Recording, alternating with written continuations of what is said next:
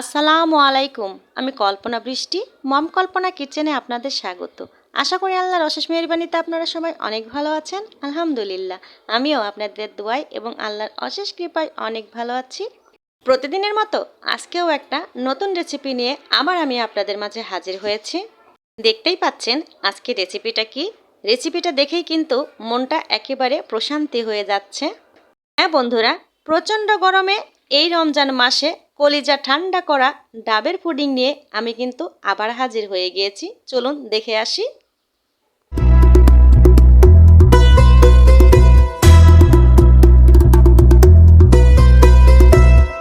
ডাবের পুডিং বানাতে মেন ভূমিকায় থাকছে বড় সড়ো একটা কচি ডাব। আপনাদের ভাইয়া ডাবটা কেনার পরেই কিন্তু বাজার থেকে ডাবের মুখটা কিন্তু সুন্দর করে একেবারে কেটে নিয়ে এসেছে, যেন বাসায় এসে কষ্ট না হয়। এবার আমি ডাবের এই যে সামনের অংশটা একটু ছিদ্র করে নেব, নিয়েই পানিটা বের করে নেব। ক্যামেরার সামনে ডাব ছিদ্র করা আমার পক্ষে সম্ভব না, তাই অফ ক্যামেরায় আমি ডাবটা ছিদ্র করে এই যে চলে এসেছি ক্যামেরার সামনে।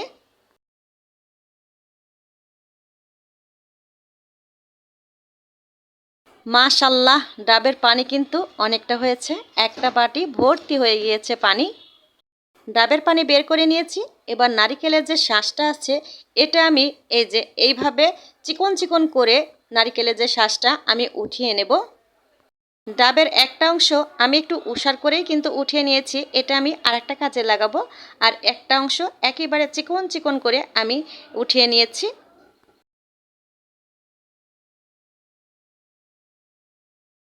ডাবের পানি এবং শাঁস দুটোই কিন্তু আমি প্রস্তুত করে নিয়েছি।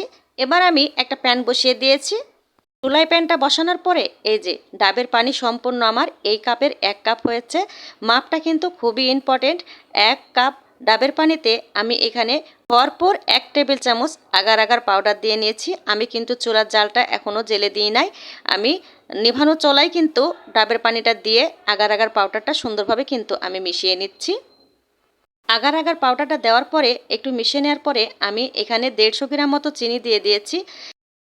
ডাবের পানি এমনিতে একটু মিষ্টি হয়ে থাকে, তাই 150 গ্রাম চিনিতে আমার 1 কাপ ডাবের পানিতে সুন্দরভাবে হয়ে যাবে। চুলার জালটা অলরেডি আমি চুলাটা জ্বালিয়ে দিয়েছি। এবার আস্তে আস্তে নাড়াচাড়া করে এই যে ডাবের পানিটা 2 থেকে 3 বার বলক তুলে নিতে হবে। দেখুন কত সুন্দর কিন্তু অলরেডি ঘন হয়ে এসেছে। এই যে দেখুন, এভাবে আস্তে আস্তে নাড়াচাড়া করলেই কিন্তু 3টা বলক উঠলেই হয়ে যাবে। এই তো হয়ে গিয়েছে। এই যে আমি কিন্তু প্যান নামিয়ে নিয়ে এসেছি। এসে এই যে যেই বাটিটা আপনার কাছে স্বাচ্ছন্দ্যবোধ মনে হবে যে এটাতে রাখলে দেখতে সুন্দর লাগবে, আপনি সেটাতেই রেখে দেবেন। আমার কাছে এই বাটিটাই কিন্তু একটু পারফেক্ট মনে হয়েছে, তাই এখানে ঢেলে নিয়েছি। এবার আমি যে শাঁসটা চিকন চিকন করে কেটে নিয়েছিলাম ডাবের, সেই শাঁসটা আস্তে আস্তে করে দিয়ে একটু চামচ দিয়ে নেড়ে চেড়ে দেবো। আর এই যে দেখুন ঠিক এইভাবে নেড়ে চেড়ে দিয়ে প্রত্যেকটা জায়গায় শাঁসটা মিশিয়ে নেব। এই যে মিশিয়ে নেওয়ার পরে আধা ঘন্টার পরে এই যে দেখুন জমে গিয়েছে কিন্তু ডাবের পুডিংটা একেবারে কত সুন্দর কিন্তু শক্ত হয়ে এই যে জমে গেছে।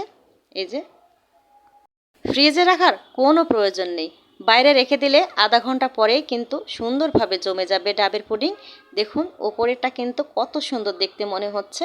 ঠিক এইভাবে একটা চামচ দিয়ে আমি এভাবে সাইডটা একটু খুলে নিয়েছি। এমনিতেই খুলে যাবে, তারপরে যেন ভেঙে না যায় ঠিক সেই সাবধানতার কারণে আমি এভাবে একটু খুলে নিলাম। নিয়ে একটা এই যে একটা প্লেট নিয়ে আমি কিন্তু এটা উল্টে নিচের পাশটা কেমন হয়েছে, যেই পাশে আমার নারিকেলের যে অংশগুলো বেশি দেখা যাবে আমি সেই পাশটাই আপনাদেরকে দেখাবো। এই যে দেখুন, এই যে ওপর পাশটাই কিন্তু খুব সুন্দর লাগছে দেখতে।